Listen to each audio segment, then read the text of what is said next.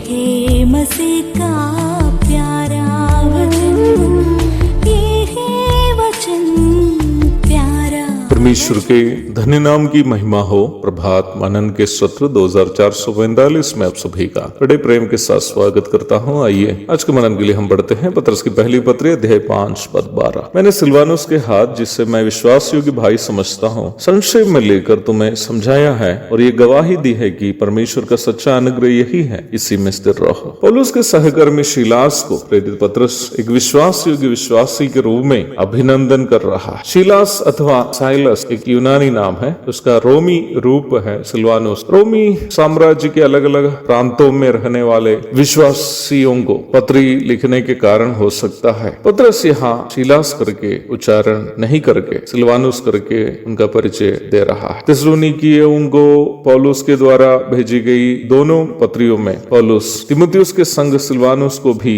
एक सहलेखक के रूप में परिचय कराते हुए आप देख सकते हैं। पहला थिस्सलुनीकियों 1:1, दूसरा थिस्सलुनीकियों 1:1। दूसरा कुरिन्थी 2:19 में पौलुस ये जानकारी देता है कि कुरिन्थ की कलीसिया में प्रचार करने हेतु सिलवानुस भी उनका साथ दिया है। शीलास अथवा सिलवानुस एक हेलेनी यहूदी अथवा यूनानी सभ्यता से मिलजुल कर जीवन व्यापन करने वाला एक यहूदी परिवार का सदस्य था। संभवतः वह एक रोमी नागरिक भी था। प्रेरितों के काम 16:37। शीलास एक भविष्यद्वक्ता एवं यरूशलेम की कलीसिया के एक वरिष्ठ सदस्य भी था। प्रेरितों के काम अध्याय 15 के 22, 23 और 32 पढ़िए। प्रेरितों के द्वारा दिए जाने वाले संदेशों को स्थानीय कलीसियाओं में सुनाने और सिखाने के लिए नियुक्त लोग थे पहली शताब्दी के भविष्यद्वक्ता लोग। शीलास उनमें से एक था। पौलुस के दूसरे प्रचार प्रसार की यात्रा में शीलास भी उनके संग था। प्रेरितों के काम 15:40 और 41।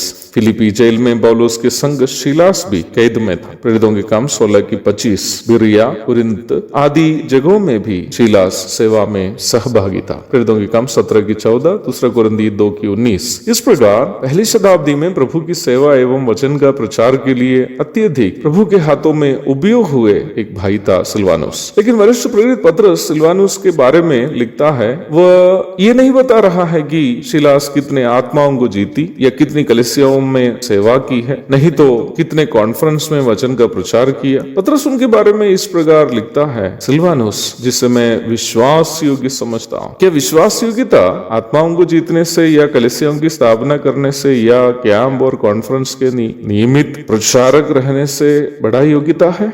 हाँ प्यारो, वचन से हमें यही जानकारी मिलती है, क्योंकि प्रभु अपनी सेवा करने वालों में प्राथमिक रूप में यही गुण देखना चाहता है। पहला कुरिन्थी 4:2। यदि हम विश्वास योग्य इंसान नहीं है तो हम प्रभु की किसी भी सेवा करने लायक नहीं है। पहला तीमुथियुस 1:12 में पौलुस इस प्रकार लिखता है, मैं अपने प्रभु मसीह यीशु का जिसने मुझे सामर्थ दी है धन्यवाद करता हूं कि उसने मुझे विश्वास योग्य समझकर अपनी सेवा के लिए ठहराया। पौलुस पहले प्रभु से विश्वास योग्य नहीं था, परंतु जब पौलुस कहता है कि प्रभु ने उनको विश्वास योग्य समझकर सेवा के लिए ठहराया, इसका अर्थ यह है कि हम कमी घटी के होने के बावजूद प्रभु ने हमें विश्वास योग्य समझकर सेवा के लिए ठहराया। तो प्रभु हमसे ये उम्मीद करता है कि सेवा के लिए ठहराए जाने के बाद हम अवश्य विश्वास योग्य होकर ही सेवा करें। प्रभु की किसी भी सेवा करने वाला व्यक्ति को अनिवार्य रूप में अपना व्यक्तिगत जीवन में, अपना पारिवारिक जीवन में, अपना कलीसियाई जीवन में, अपनी सेवा के क्षेत्र में और अपने पारिवारिक जीवन में विश्वास योग्य रहना। वैसे ही विश्वासियों को भी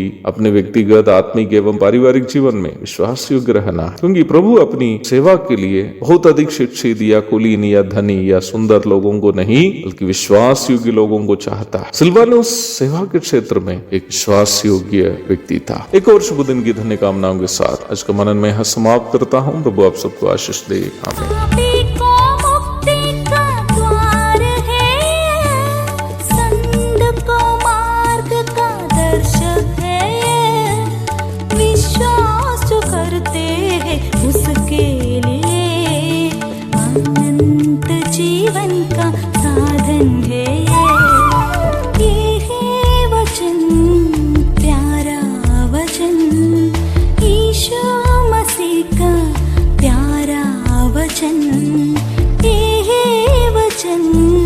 प्यारा वचन ईशु